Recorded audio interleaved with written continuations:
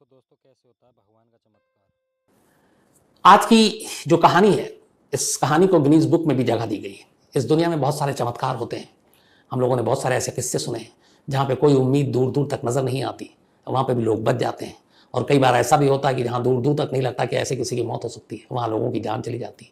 तो ये सारे करिश्मा चमत्कार है जो पता नहीं ऊपर बैठा हुआ जो करता है, और वो हम सब बारी बारी से सुनते हैं, देखते हैं।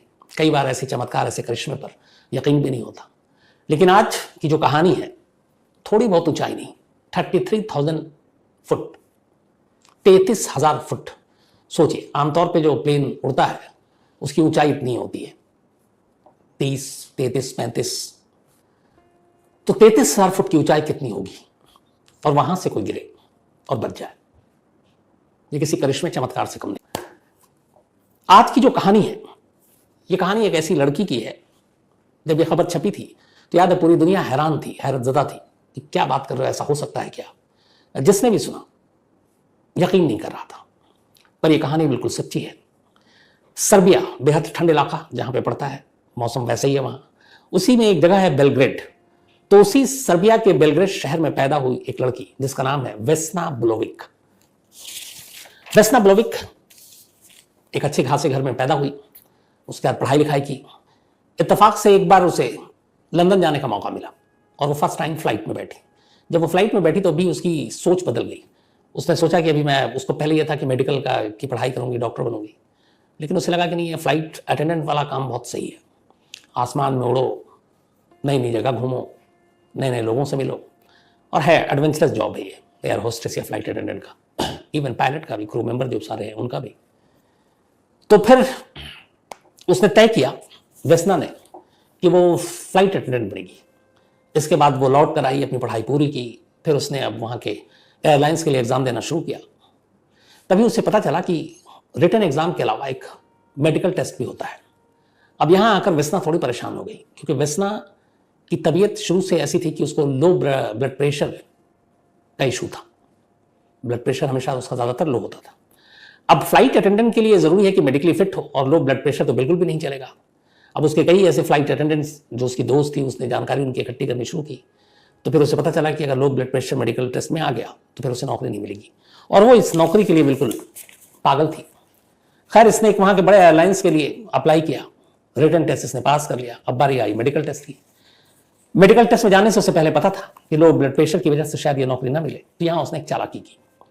उसने, किसी ने बताया उसे, वो मेडिकल टेस्ट पे जाने से पहले उसने खूब सारी कॉफ़ी पी।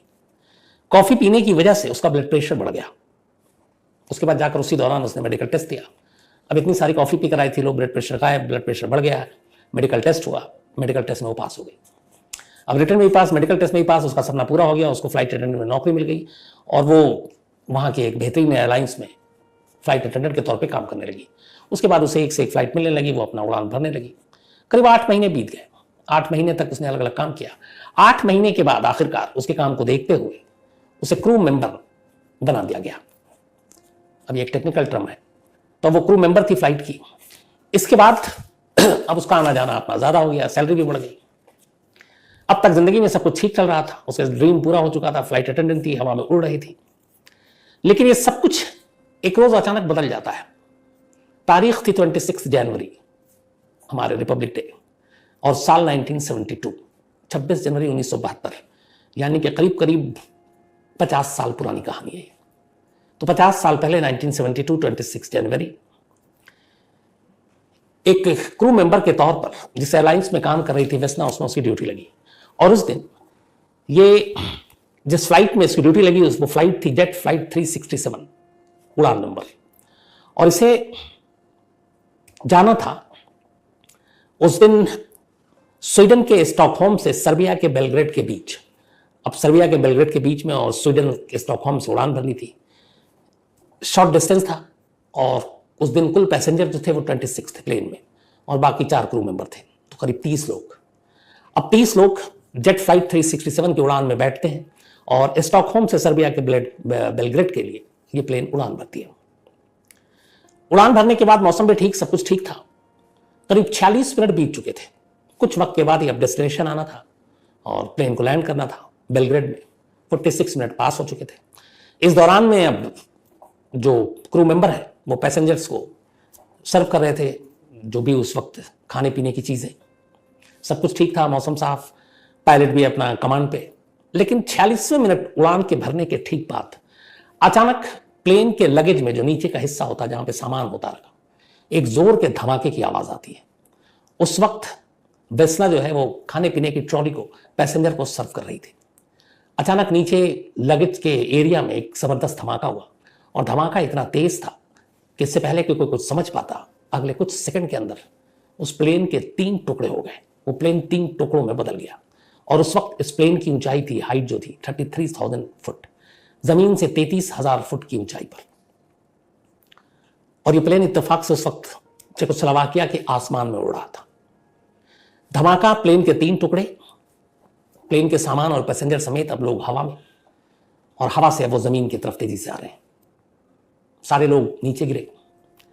प्लेन का जो मलबा गिरा वो वहां पे एक गांव था जो चेकोस्लोवाकिया का।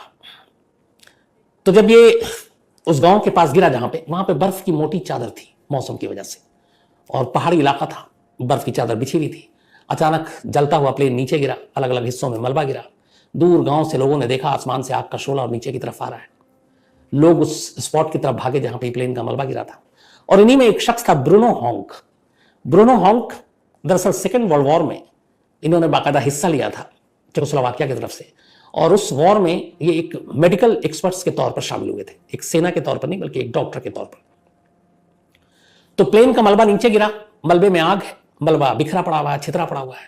गांव के लोग भागते हैं, उनमें से एक ब्रूनो हॉक भी उसी गांव में अपनी रिटायरमेंट की जिंदगी गुजार रहे हैं, वो भी मलबे की तरफ भागते हैं। हर तरफ लाशें पड़ी थी। लेकिन अचानक किसी के कराहने की आवाज ब्रूनो हॉक के कानों तक आती है। बर्फ की चादरों के बीच, मलबों के बीच वो धीरे धीरे आगे बढ़ते हैं, देखते हैं कौन है। उजाला था उस वक्त, रोशनी थी, दिन का वक्त था। धीरे धीरे कराहने की आवाज उनके करीब आती जाती है। आखिरकार आवाज उनके जब बेहद करीब आई तो उन्होंने देखा कि आवाज कहां से आ रही है, क्योंकि कराहने की आवाज तो आ रही है लेकिन दिखाई कोई नहीं दे रहा है। प्लेन के मलबे, बाकी चीजें वहां पे पड़ी हुई चारों तरफ। फिर अचानक उनकी नजर प्लेन की एक ट्रॉली पर पड़ी, जिस ट्रॉली में खाने पीने का सामान प्लेन में सर्व करते हैं क्रू मेंबर। तो उन्होंने देखा कि शायद इस ट्रॉली के नीचे से आवाज आ रही है। ब्रूनो हॉक ट्रॉली के करीब गए। जब करीब गए तो देखते हैं कि एक लड़की उस ट्रॉली के बीच में आधी फंसी हुई है, बुरी तरह जख्मी है, लेकिन वो कराह रही है। ये इकलौती आवाज थी किसी इंसान की जिंदा होने का सबूत जो कराह रहा है। बाकी हर तरफ खामोशी थी, लाशें थी, जल चुकी थी, लेकिन ये लड़की न जली, न ही इसने दम तोड़ा, बल्कि अब तक कराहने की आवाज आ रही थी। ब्रूनो हॉक ने अपने गांव के बाकी लोगों को आवाज दी। लोग आए, चूंकि एक डॉक्टर थे, बड़ी हिफाजत और नजाकत के साथ उन्होंने इस लड़की को बाहर निकाला उस ट्रॉली से। बाहर निकालने के बाद तब तक गांव वालों ने पुलिस और प्रशासन को खबर कर दी थी कि यहाँ कोई प्लेन जलता हुआ गिरा है। तो एम्बुलेंस और बाकी चीजें भी गांव तक पहुंच गई थी। इस घायल लड़की को फिर उठाकर उन्हें एम्बुलेंस के जरिए फौरन नजदीकी हॉस्पिटल ले जाया गया। जब वहां ले जाया गया तो लड़की जिंदा थी। डॉक्टरों ने देखा उसके दिमाग में गहरी चोट थी, दोनों पैर की हड्डियां टूटी हुई थी, मांसपेशियां फट गई थी, शायद टेम्परेचर और इतने ऊपर से गिरने का जो इम्पैक्ट था। इसके बाद उस लड़की को फर्स्ट एड दिया गया। फर्स्ट एड देने के बाद, एड नहीं एड, तो लड़की अचानक बेहोश हो गई। डॉक्टरों को लगा कि थोड़ी देर में होश में आ जाएगी, लेकिन वो होश में नहीं आई। करीब 2 हफ्ते बीत गए, वो लड़की होश में नहीं आई। दरअसल वो कोमा में चली गई थी और उसी हॉस्पिटल में थी। इसके बाद जब छानबीन और इधर प्लेन क्रैश होने की पूरी खबर फैल गई तो फिर पता चला कि इस पूरे हादसे में तमाम लोगों की मौत हो गई है, और एक जो इकलौती लड़की बची है जिंदा, उसकी उम्र है 23 साल, एयरलाइंस की तरफ से बताया गया, और उसका नाम है वेस्ना ब्लोविक, वही सर्बिया की रहने वाली। अब लोग हैरान, हैरतजदा। अखबारों में खबर आई इस प्लेन क्रैश की, और साथ में यह भी कि एक लड़की 33,000 फुट की ऊंचाई से नीचे गिरी है, लेकिन अस्पताल में और कोमा में है। उम्मीद किसी को भी नहीं कि बच जाएगी, यह था कि यहां तक बच गई, यही बहुत है। अब इकलौती इस प्लेन क्रैश में बची वेस्ना का इलाज शुरू हुआ। इलाज चलता रहा। जैसा मैंने कहा, लोगों को कोई उम्मीद नहीं थी। धीरे धीरे हफ्ता महीना बीता। ठीक 10 महीने के बाद वेस्ना को डॉक्टरों ने पूरी तरह से फिट करार दिया और वो जिंदा बच गई। हाँ, कुछ चीजों के साथ। इस हादसे ने ऐसा किया कि वो जिंदगी में शायद दोबारा कभी मां नहीं बनेगी, डॉक्टरों ने कहा।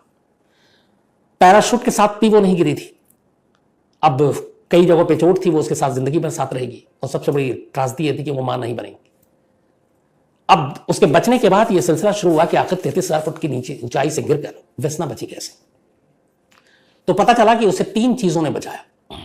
3 ऐसी चीज थी जिसने इस चमत्कार या इस करिश्मे को अंजाम दिया। पहला, जब प्लेन के लगेज में धमाका हुआ तो उस धमाके से प्लेन के 3 टुकड़े हुए।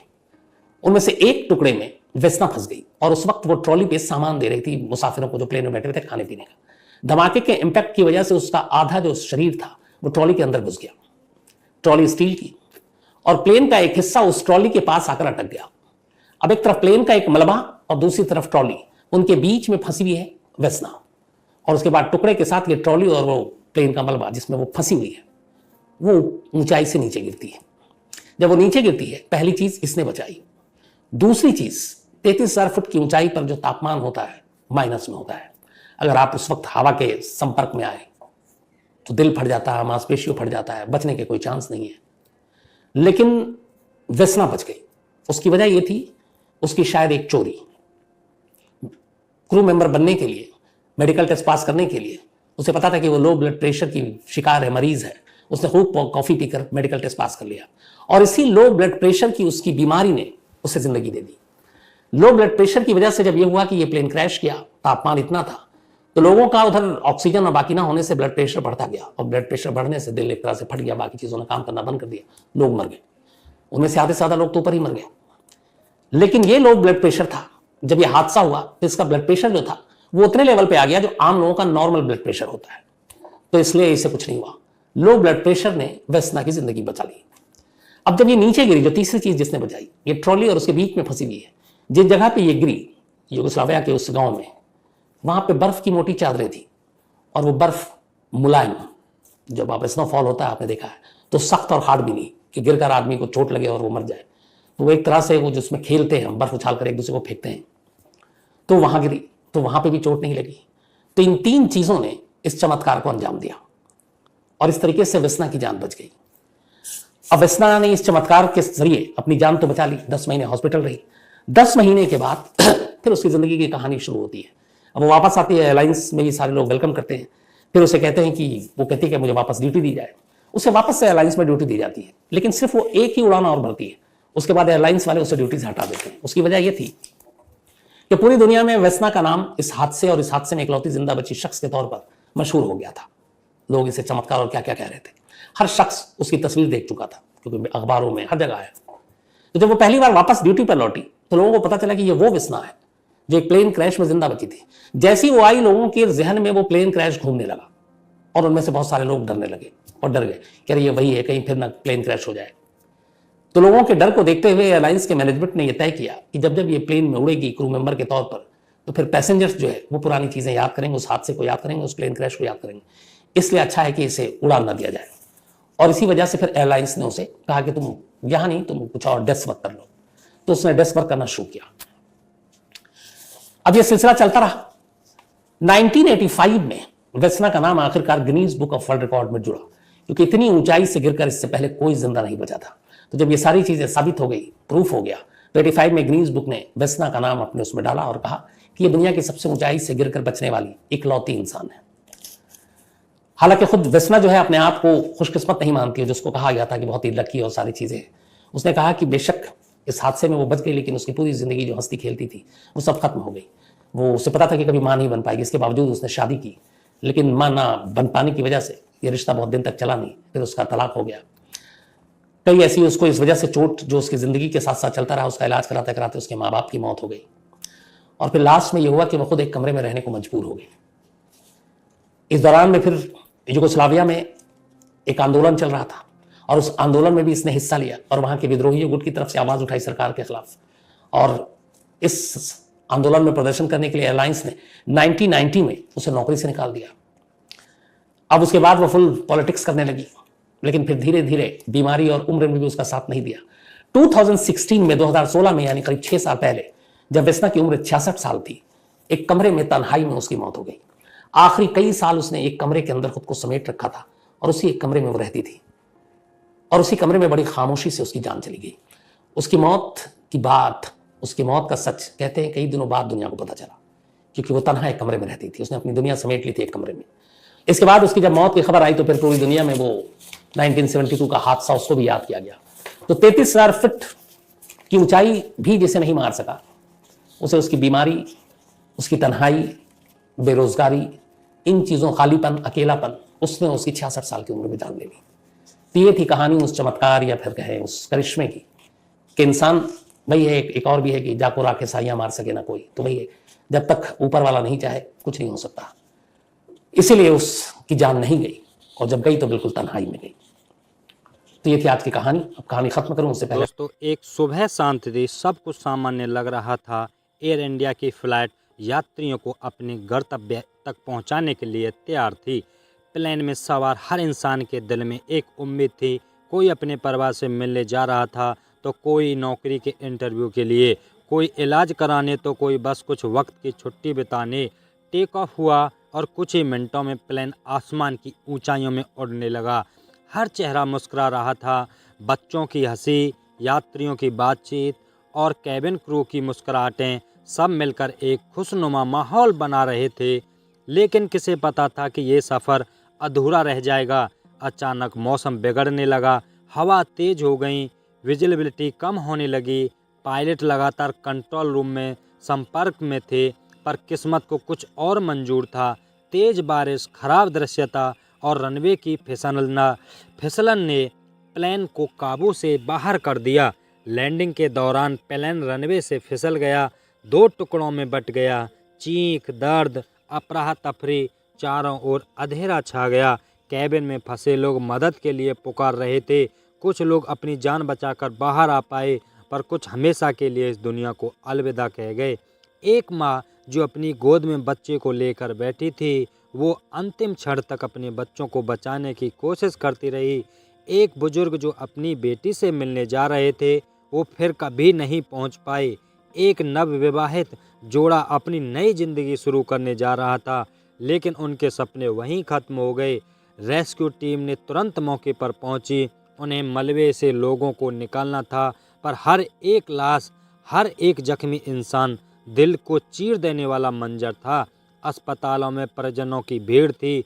हर कोई अपने परिजनों की खबर जानने के लिए बेचैन था। इस हादसे ने न सिर्फ दर्जन जिंदगियां लीं, बल्कि कई परिवारों को हमेशा के लिए अधूरा कर दिया। कुछ जख्म ऐसे थे जो कभी नहीं भरेंगे, कुछ आंसू ऐसे थे जो कभी नहीं सूखेंगे। आज जब भी उस प्लेन का नाम लिया जाता है, तो उन मासूम जिंदगियों को याद किया जाता है जो बिना किसी गलती के वक्त और हालात की मार का शिकार हो गए। जिंदगी बहुत नाजुक है, कभी भी किसी भी मोड़ पर सब कुछ बदल सकता है। इस हादसे ने हमें यही सिखाया है कि हर लम्हा कीमती है। अपनों को गले लगाना कभी मत भूलो, क्योंकि कौन जाने अगला पल हमारे पास हो या ना हो। दोस्तों, यह वीडियो केवल शैक्षिक और जागरूकता के उद्देश्यों से बनाया गया है। इसमें दिखाई गई घटनाएं वास्तविकता से प्रेरित हैं, और किसी भी प्रकार की संवेदनाओं को ठेस पहुंचाना हमारा उद्देश्य नहीं है। हम पीड़ितों और उनके परिवारों के प्रति गहरी संवेदना प्रकट करते हैं।